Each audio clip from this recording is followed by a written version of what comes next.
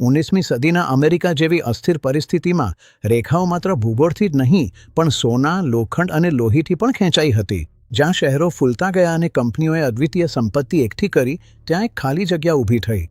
અણઘડ સરહદો અને અસ્તવ્યસ્ત શહેરી કેન્દ્રો ફેડરલ કાયદાની પહોંચથી આગળ વધી ગયા.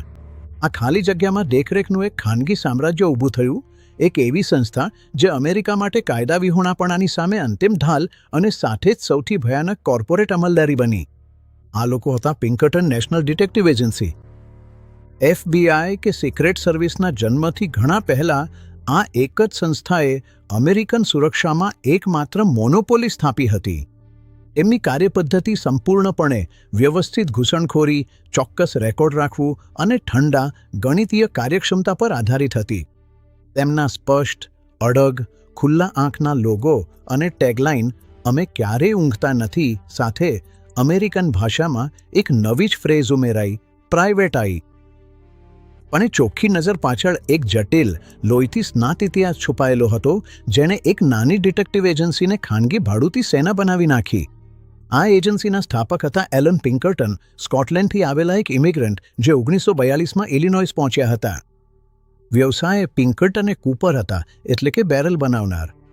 વિશ્વાસે તેઓ એક ઉભરત આર્ટિસ્ટ અને ઉત્સાહી દાસપ્રથા વિરોધી હતા, જેમણે પોતાની વર્કશોપને અંડરગ્રાઉન્ડ રેલરોડનું મહત્વપૂર્ણ સ્ટેશન બનાવ્યું હતું.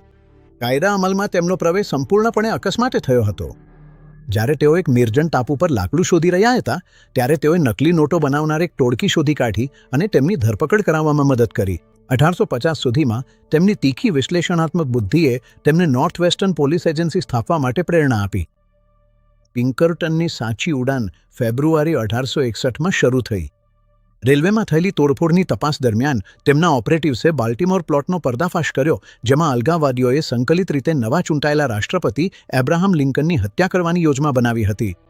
ષડયંત્રકારો વચ્ચે સંચાર થતો અટકાવવા માટે પિન્કર્ટને પોતાના એજન્ટોને બાલ્ટિમોરમાંથી નીકળતી તમામ મુખ્ય ટેલિગ્રાફ લાઇનો કાપવાનો આદેશ આપ્યો, જેના કારણે શહેર માહિતીના અંધકારમાં ડૂબી ગયું. 22 ફેબ્રુઆરી 1861 રાત્રે 11 વાગ્યે લાઇનો કાપી નાખવામાં આવી.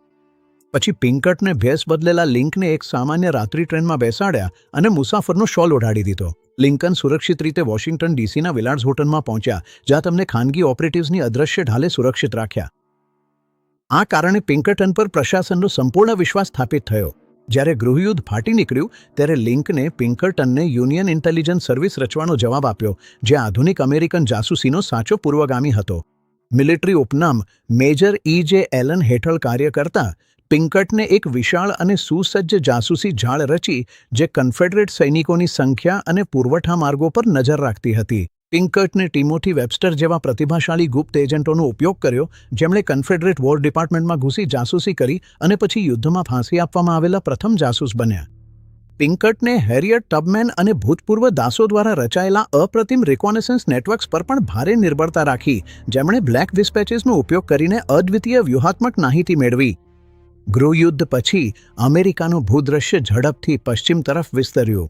આ વિસ્તરણ સાથે એક નવી પ્રકારની ગુનાખોરી આવી, અત્યંત સંગઠિત અને ભારે હથિયારોથી સજ્જ ગુનેગાર ટોળીઓ. રાજ્ય અધિકારીઓ સંપૂર્ણપણે અયોગ્ય સાબિત થયા. રેલવે સંઘોએ ફરીથી પિન્કર્ટનનો આશરો લીધો અને એજન્સીને એક અડગ ટ્રાન્સકન્ટિનેન્ટલ શિકારી દળમાં રૂપાંતરિત કરી દીધું. તેઓએ રેનો ગેંગનો પીછો કર્યો અને બુચ કેસિડી અને સનડાન્સ કિડની વાઇલ્ડ બંચ સાથે યુદ્ધ કર્યું. અંતે તેમને આખા ખંડમાંથી ભાગવા માટે મજબૂર કર્યા. પરંતુ જેસી જેમ્સના પીછામાં તેમની અતિશય લગન એજન્સીની અંધારી બાજુને ઉજાગર કરી. 1975માં એજન્ટોએ જેમ્સ પરિવારના ઘરમાં આગ લગાડનાર બોમ્બ ફેંક્યો. આ વિસ્ફોટમાં જેસીનો 8 વર્ષનો સાવકાભાઈ ઘાતક રીતે ઘાયલ થયો. આ ક્રૂર ભૂલના કારણે ભારે જાહેર વિરોધ થયો અને હિંસક ચોરોને લોકપ્રિય લોકનાયકોમાં ફેરવી દીધા. જેમ 19મી સદીના અંતે ગિલ્ડેડ એજ આવી, પિન્કર્ટન એજન્સીનો સૌથી ભયાનક રૂપાંતર થયો. હવે સૌથી મોટો ખતરો ટ્રેન લૂંટારવો નહોતો, પણ સંગઠિત મજૂર વર્ગ હતો. એલનના પુત્રોના નેતૃત્વ હેઠળ એજન્સી એક વિશિષ્ટ હડતાળ તોડનાર ભાડૂતી સેના બની ગઈ, જે કાર્નેગી અને ફ્રીક જેવા ઉદ્યોગપતિઓને હજારો સશસ્ત્ર માણસો ભાડે આપતી હતી. જુલાઈ 1982માં હોમસ્ટેડ સ્ટીલ હડતાળ દરમિયાન પરિસ્થિતિ ઉકળતી પર પહોંચી. હેનરી ક્લે ફ્રીકે ગુપ્ત રીતે 300 સશસ્ત્ર પિન્કર્ટન એજન્ટોને હડતાળ પર રહેલા કામદારો પાસેથી મિલ કબજે કરવા માટે ભાડે રાખ્યા. એક જ બોડીએ વિનાશક 12 કલાકની લડાઈ શરૂ કરી.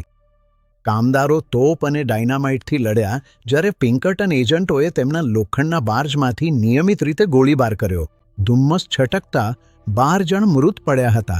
ફસાયેલા એજન્ટોને આત્મસમર્પણ કરવા મજબૂર કરવામાં આવ્યા અને તેમને ગુસ્સે ભરેલા શહેરવાસીઓની ક્રૂર પંક્તિમાંથી પસાર થવું પડ્યું, જેમણે તેમને નિર્દયતાપૂર્વક માર્યા. હોમસ્ટેડમાં વહેલાયેલ લોહીથી આખો દેશ હચમચી ગયો. 1993માં કોંગ્રેસે એન્ટી પિંકર્ટન અધિનિયમ પસાર કર્યો, જેમાં સરકારને ફરી ક્યારેય ખાનગી ભાડૂતી દળો રાખવા પર કડક પ્રતિબંધ મુકાયો. છતાં તેમનો સંઘીય રૂલ ઘટાડી દેવામાં આવ્યો હોવા છતાં તેમની માળખાકીય રચના ટકી રહી. તેમણે કેન્દ્રીય ગુનાહિત ડેટાબેઝની શરૂઆત કરી, જેના આધારે પછી એફબીઆઈએ પોતાનું મોડેલ બનાવ્યું. પિંકર્ટન ક્યારેય સાચી રીતે સૂતા લોટા. તેઓ ગિલ્ડેડ એજમાંથી બચી ગયા અને આજે પણ વૈશ્વિક કંપની તરીકે અસ્તિત્વમાં છે. ખાનગી નફો અને જાહેર ન્યાય વચ્ચેનું સ્પષ્ટ વિસંગતિરૂપ પરાકાષ્ઠા.